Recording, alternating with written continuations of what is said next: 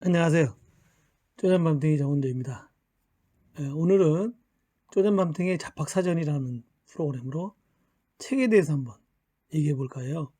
제가 책을 좀 많이 읽는 편인데 그 중에서도 2002년도에 읽은 이 책 정말 기억에 남았습니다. 그때만 해도 제가 경제에 대해서 잘 몰랐거든요. 그래서 이제 경제를 공부하려고 경제학 원론이라든지 이런 책들을 사서 읽었는데 잘 이해가 안 갔어요. 근데 이 책을 읽으면서 아, 이렇구나 하는 그런 느낌을 받았어요. 그리고 아주 이해하기가 쉽고 재밌게 읽었던 기억이 나서 20년이 지난 지금 한번 다시 읽어봤어요. 근데 너무너무 또 재밌는 거야. 그래서 여러분한테 소개시켜 드리려고 합니다. 책 이름은 죽은 경제학자의 살아있는 아이디어라는 책입니다. 여러분 한번 가보실까요?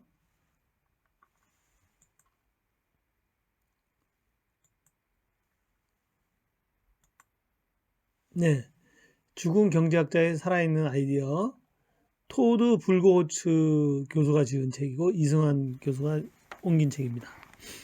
이 토드 불고호츠라는 분은요, 케임브리지 대학하고 하버드 대학에서 이제 그 법률 대학원을 졸업했는데, 그러니까 케임브리지에서는 경제, 그 다음에 하버드에서는 법률 대학원을 다니신 경제학자이자 법률가이죠. 근데 이분이 하버드 대학에서 강의할 때 가장 인기 있는, 그러니까 강의 잘하는 교수로도 뽑혀서 상을 받았다고 하고, 이분이 실제로 재밌나 봐요. 그리고 글도 참 재밌게 쉽게, 그러니까 전문 용어 이런 거 잘 안 쓰고 이렇게 잘 쓰시는 분이에요. 그래서 이 책을 읽으면 우리가 이제 그 이 책 그 추천사에도 있지만 정부의 경제 정책이나 경제와 관련된 갖가지 개인적 결정과 판단에서 자유로울 수가 없는데, 경제 지식이 없이는 이제 그 투표도 제대로 할 수 없고 일간 신문을 제대로 읽을 수도 없잖아요. 그래서 이제 그런 분들을 위해서 이제 우리가 이 책을 추천한다고 되어 있고, 그다음에 이분이 쓴 그 머릿말을 보면은 역사상 가장 위대한 경제학자들의 일생과 그들의 아이디어들을 통해 현대 경제 원리들을 명쾌하게 설명하려고 이 책을 지었다고 되어 있습니다. 그러니까 우리한테 딱 맞는 말이죠. 요 근래 뭐 부동산 3법이라든지 이런 것 때문에 우리 뭐 집값도 많이 오르고 막 그러잖아요. 이 경제 정책 같은 게 이제 문제가 되는 거거든요, 사실은. 그러면 뭐 지금 뭐 코로나 때문에 무상으로 주자 또는 뭐 선택해서 주자 뭐 재난지원법으로 금을 어떻게 하겠다 이런 얘기들이 많이 나오잖아요. 근데 그게 사실 경제 원리가 돼야 되는 거거든요. 정부에서 하자는데 한국은행이 반대하고 기획원 어? 기획재정부가 반대하고 이런 이유가 경제 원리가 있기 때문에 그런 거거든요. 우리가 한번 이 책을 보면서 간단하게 리뷰하면서 한번 보도록 하죠. 그 등장인물은 14, 16세기의 중상주의자들, 뭐 특별한 인물은 없고 중상주의라고만 돼 있어요. 그 다음에 두 번째가 애덤 스미스, 국부론을 지은 애덤 스미스. 세 번째가 멜서스, 잉그론의 멜서스. 그 다음에 노동가치설의 리카도, 공리주의의 존 스튜어트 밀, 그 다음에 공산주의 마르크스, 경제학 원리를 처음으로 이렇게 책으로 만든 알프레도 마샬, 그 다음에 신제도 학파, 그다음에 너무나도 유명한 재정정책, 공공지출을 강력하게 주창하는 케인즈, 그다음에 통화주의자 밀턴 프리드만, 그다음에 11번째 마지막으로 공공선택 학파가 있습니다. 그래서 오늘은 1번하고 2번까지 하고 다음에 이제 멜서스하고 리카도를 한번 소개시켜 드리도록 하겠습니다. 첫 번째로 이제 애덤 스미스로 한번 넘어가 보죠. 애덤 스미스 그림이죠. 예, 이 사진이고, 요게 이제 그 스코틀랜드 그 에딘버러에 그 성자일스 성당이라고 있습니다. 그 굉장히 로얄 스트리트라고 해서 그 에딘버러 성으로 가는 길 도심에서 가다 보면은 자일스 성당이 있고 그 옆에 애덤 스미스 동장이 있습니다. 이분이 있죠. 에딘버러 이제 가보신 분 있겠지만 아주 이렇게 건물들이 고색창연합니다.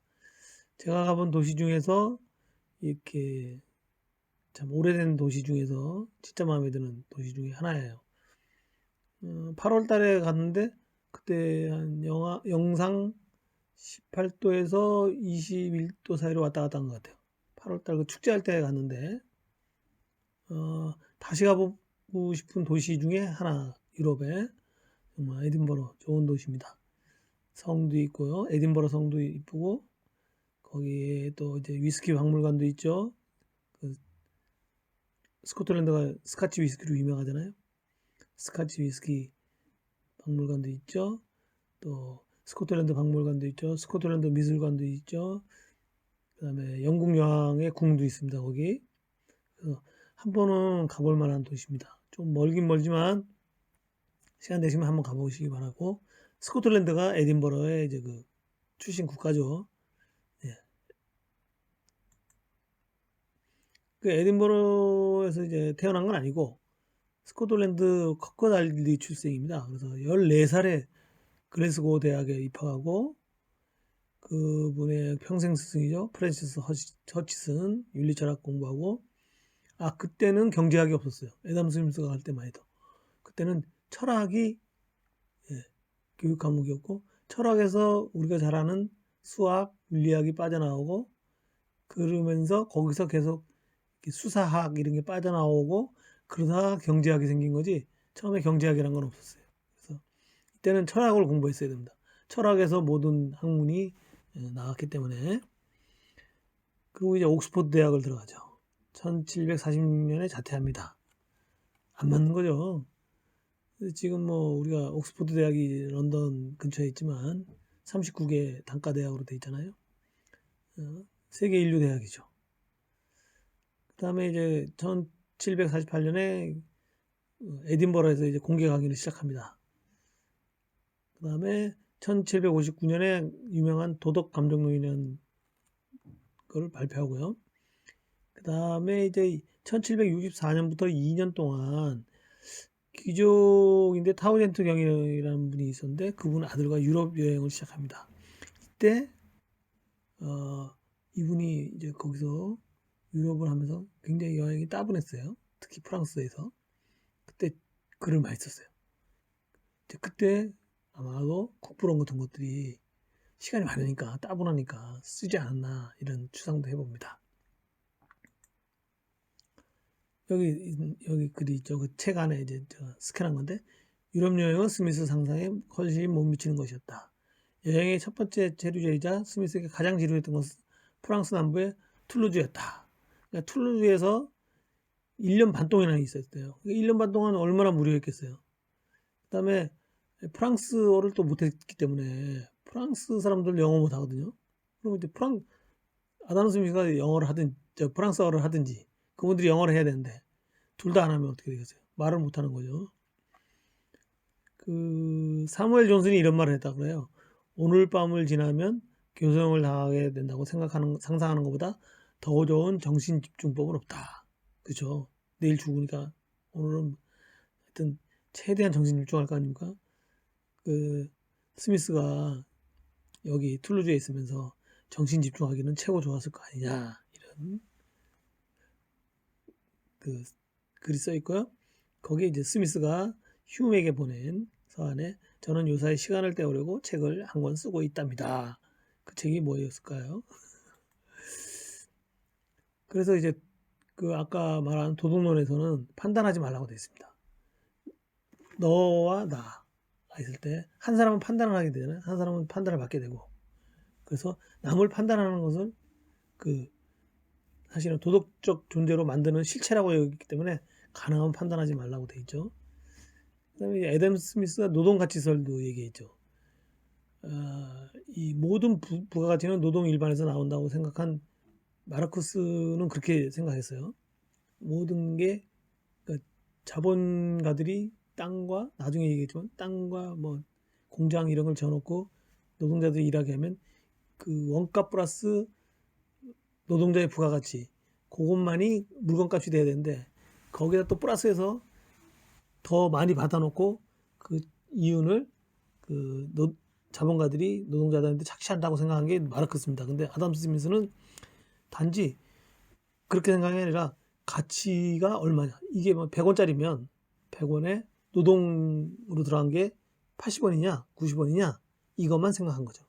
그러니까 노동가치설이라는 건 애덤 스미스는 그 물건값이 100원일 때 노동자의 가치가 얼마냐 이거를 이제 이론적으로 만든 거죠.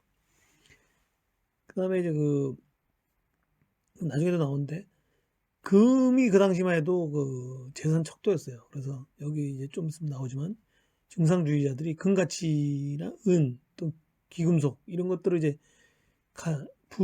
부자의 가치로 생각했는데 그런 것보다는 사실은 척도, 그러니까 금값은 계속 변하잖아요. 근데 이제 노동 가치는 안 변한다. 그러니까 안정적 척도인 노동을 사용해야 된다고 생각한 거예요. 아담 스미스. 그 당시만 해도 획기적인 생각입니다. 그래서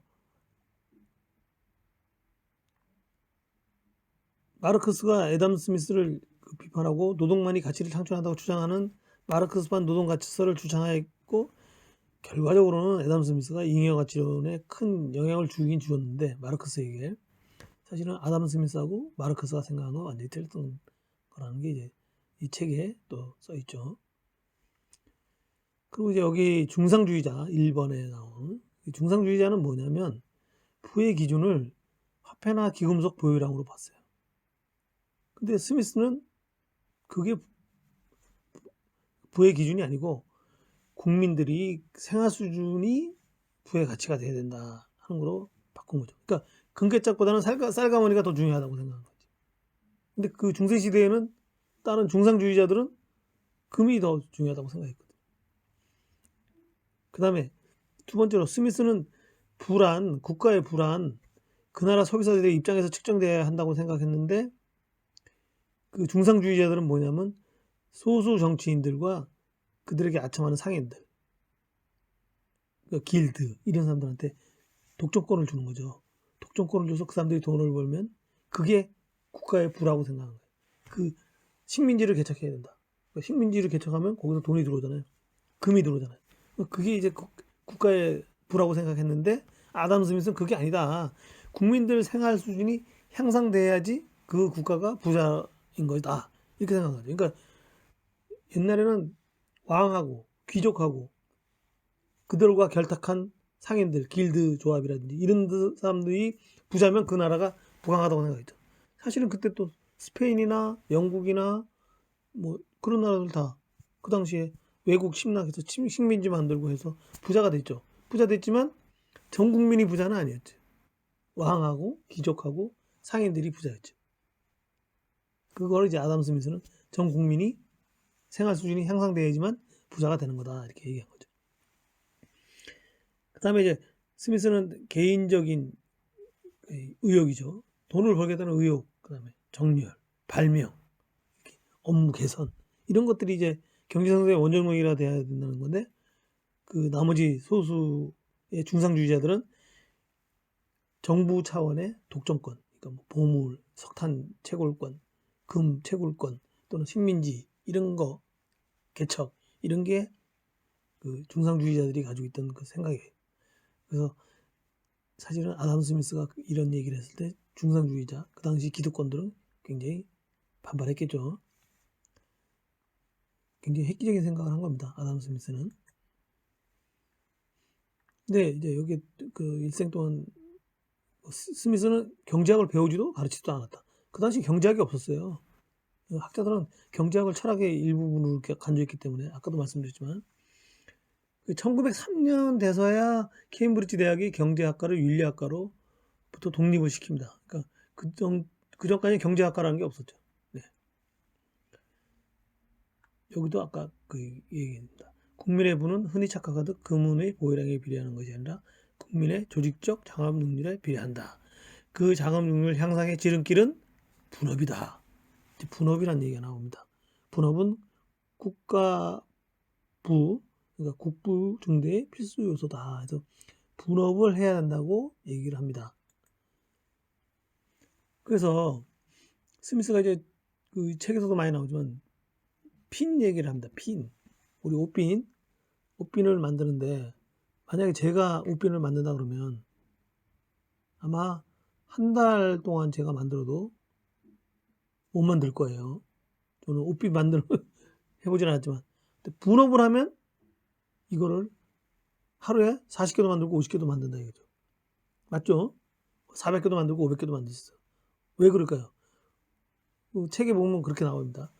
철사줄을 자르는 사람이 있고 머리핀 옷핀의 머리 그 잠그는 부분 그거를 가공하는 사람이 있고 또 핀을 가는 사람 그 뾰족한 부분을 가는 사람이 있고 또 많은 사람이 있고 용수철 되는 데인데 그런 거를 각자가 하나만 할 수 있으면 그런 게 여러 가지 있으면 금방 된다. 결국 그 이론이 어디서 해서 포드 자동차가 나중에 자동차를 그렇게 만들었죠. 분업으로 해서. 근데 또 현대 와서는 또 바뀌었죠. 분업만 하다 보니까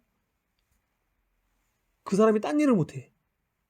그러니까 이제 한 테이블에서 혼자서 만들면 금방 할 수 있는 일을 또 분업을 하다 보니까 공정만 많아지고 사람만 많아지는 또 단점이 있어서 오늘날에는 분업이 중요한 그 산업이 있고 혼자서 해야 되는 산업이 있고 뭐 이런 또 여러 가지 분업의 단점이 또 나오는 그런 산업이 또 있죠. 그죠?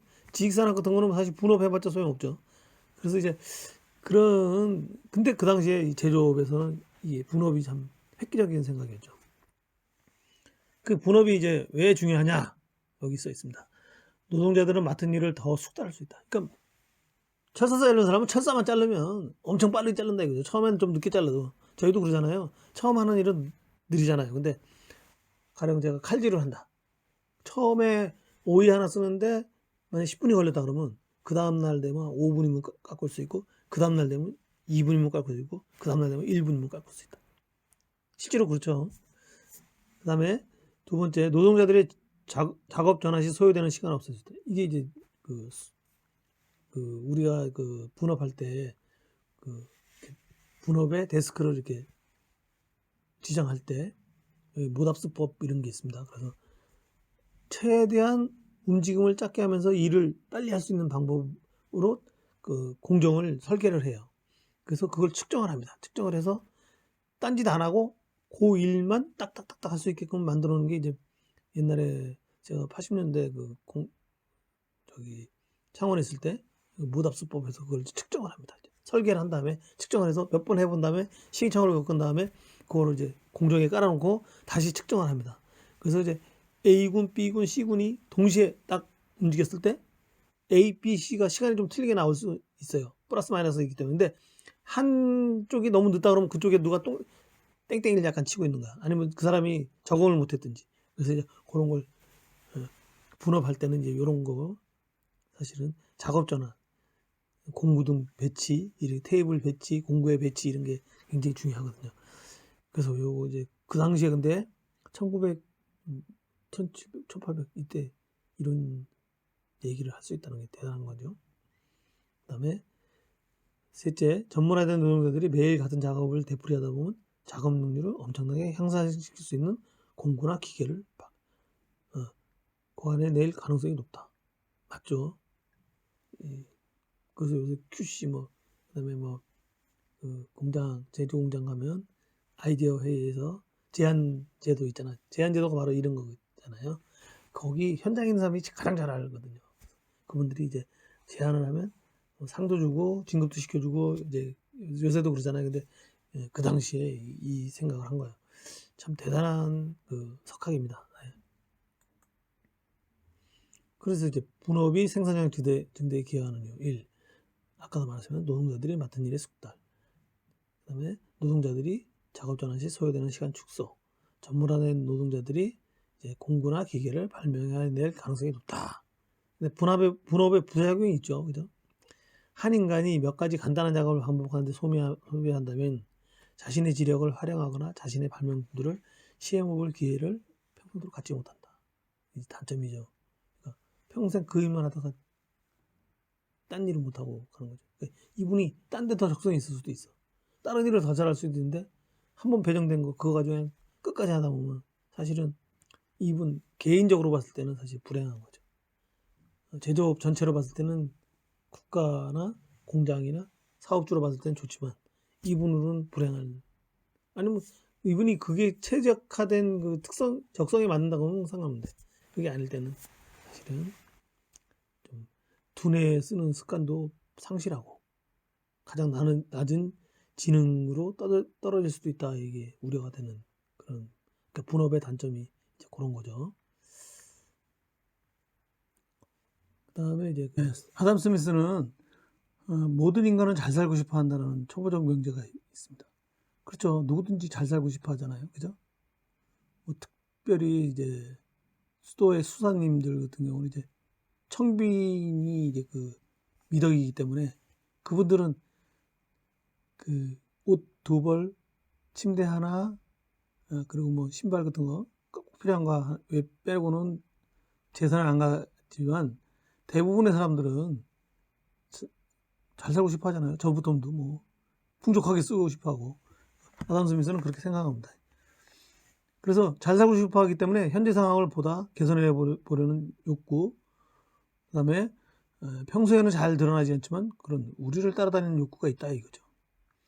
두 번째로 스미스는 인간의 교육 본능을 지적합니다. 자기가 가진 것을 남의 것과 바꾸고 싶어하는 욕구는 모든 인간에게 내재하는 공통된 성향이다. 그러니까 내가 가진 것 중에서 남과 바꾸고 싶어하는 게 있어요. 그러니까 제가 이제 만약에 지식이 있다, 그러면 이제 제 지식을 기업이나 학교나 또는 이제 뭐 그런 데다가 빌려주고 저는 그 보수로 받는 거죠. 그죠? 그래서 모든 직장인들이 지금 사실 자기가 가진 그 지식을 아니면 노동 능력을 가지고 회사에 취직하거나 사업을 해서 물건을 만들어서 교육을 하는 거죠. 지금 그 얘기를 하는 거죠. 네. 그래서 이제 여기 요약해 보면 모든 인간은 잘 살고 싶어 한다. 개선 욕구가 있고요. 자기가 가진 것을 남의 것과 바꾸고 싶어 하는 욕구가 있다. 교육 본능이 있다, 이죠. 우리가 저녁 식사를 할 수 있는 것은 푸주간 주인이나 양조장 주인, 빵 제조업자들이 박애심이 아니라, 그분들이 뭐 우리가 이뻐서 빵을 주고 푸주간 고기를 주고 술을 주냐, 그건 아니다, 이거죠. 그들이 돈을 벌려고 하는 관심 덕분이다, 이거죠. 그래서 그게 뭡니까? 결국 그 당시에는 그 국가가 모든 걸 통제했으니까 그랬는데, 그 스미스가 볼 때는 국가가 간섭할 필요가 없다. 이 인간이 잘 살고 싶어하고 남의 것과 바꾸고 싶어하는 욕구 때문에 가만히 놔둬도 지들끼리 다 알아서, 푸주간 주인은 고기를 팔아서 돈을 벌려고 그러고 사 먹는 사람은 그 고기가 맛있으면 사 먹는다. 술 좋아하는 사람은 양조장 주인이 비싸게 팔든 싸게 팔든 맛있으면 사서 먹는다. 그 가격은 그렇게 해서 형성되고 그렇게 해서 살아간다. 그러니까 국부론에서 뭡니까? 자유롭게 놔두면 보이지 않는 시장의 손이다, 이거죠. 그러니까 지금처럼 뭐 정부가 부동산에 대해서 이래라 저래라 뭐 전세를 뭐 4년을 해줘라 뭐 이렇게 하니까 시장이 왜곡되지, 가만 놔두면 집주인하고 전세 사는 사람하고 알아서 한다, 이거예요. 가격을. 물론 그게 어느 정도 법이 있어야지 그 범위 내에서 하는 거지, 국가가 어느 정도 개입은 해야죠. 왜냐면 사기치는 놈도 있을 거 아니에요. 가만 놔둔데 90%의 선량한 시민들은 사실은 가만 놔둬도 알아서 다 잘해요. 전세가 받을 만큼 받고 줄 만큼 주고, 그다음에 기간도 뭐 2년이든 3년이든 알아서 하면 되는데, 그 한 10% 정도 되는 사람들이 야박하게 굴고, 또는 뭐 주인이 1년도 안 돼서 나가라 그러는 주인이 있는가 하면 2년이 지났는데도 안 나가겠다고 버티는 전세업자가 있고, 집값은 엄청 올랐는데 전세금을 조금만 받는 주인이 있는 반면 집값에 거의 맘먹게 받는 집주인도 있고, 또 전세 들어온 사람 중에서도 전세금은 쥐꼬리만큼 내고 또 뭐 이거 해달라 저거 해달라 이런 사람도 있잖아요. 그죠? 월세도 안 내고 또 버티는 사람도 있고. 그러니까 그런 10% 때문에 정부가 너무 강력하게 개입하다 보면 시장이 이상한 방향으로 흘러갈 수 있다. 적정하게 해야 되는데, 아담 스미스에게는 정부가 개입하는 것보다 보이지 않는 시장의 흐름에 따라서 생산자와 소비자 알아서 가는 게 맞다고 아담 스미스는 얘기하는 겁니다. 그러니까 국가는 절대 우위를 지닌 외산품에 한해서만 수입을 허락해야 된다는 이런 얘기도 또 합니다. 이게 뭐냐면 이게 중상주의자들 생각하고도 비슷한데요. 중상주의자들은 수입이 수출보다 많아서는 안 된다고 생각하는 거예요. 그러니까 영국이다. 영국에서 미국에다 수출한다. 100원을 수출하면 수입은 90원어치만 하라. 100원 이상 하지 마라. 이게 이제 그 어떻게 보면 보호무역주의 아니에요. 근데 스미스는 뭐라고 해요? 우리가 만들 수 있는 건 수입하지 마라. 우리가 못 만드는 것만 수입해라. 이 얘기예요. 그러니까 가령 우리나라 같은 경우, 한국 같은 경우 이제 밀이 이제 3%가 안 되죠. 우리나라가 자급자족률이 97% 정도가 이제 수입한다고 보시면 되는데, 그러면 국산 밀이 사실은 외국산 밀에 대해서 건강에 좋다고 그러지만 지금도 뭐 국산 밀 라면도 만들지만 거의 안 팔리잖아요. 왜? 수익성이 안 맞아.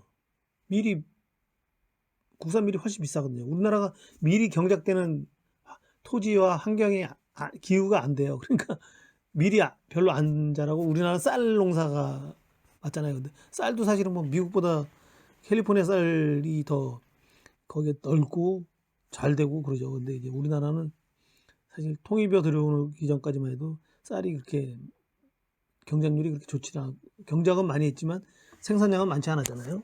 근데 이제 그런 얘기를 하는 겁니다.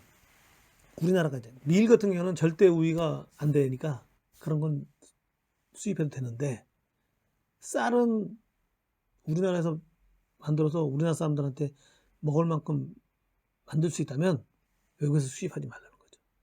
그러면 뭐 라면 같은 것도 수입하지 마라. 우리나라가 더 잘 만든다. 그런 얘기입니다. 근데 자유무역을 이제 어떻게 보면 해치는 건데, 그 당시에는 이제 스미스는 이거를 이제 그 얘기했을 때 그 당시엔 또 통했다고 그래요. 설득력이 있었다 이렇게 되어 있습니다. 아담 스미스는 여기까지 했고요. 다음 시간에는 이제 그 멜서스하고 리카도에 대해서 한번 알아보도록 하겠습니다. 오늘 첫 시간인데 어떻게 여러분한테 도움이 됐는지 모르겠어요. 근데 이런 경제학자들, 이제 아담 스미스 이론, 또 뭐 멜서스, 리카도, 케인즈 이런 걸 알다 보면 어떤 방송이나 누가 정책 기반에서 설명할 때 여러분 이해하기가 좀 편리하지 않을까 생각해서 한번 만들어봤는데, 첫 시간이라서 좀 횡설수설 많이 한 것 같습니다. 다음 시간에는 더욱 좋은 내용으로 또 이렇게 좀 체계 있게 한번 해보겠습니다. 감사합니다.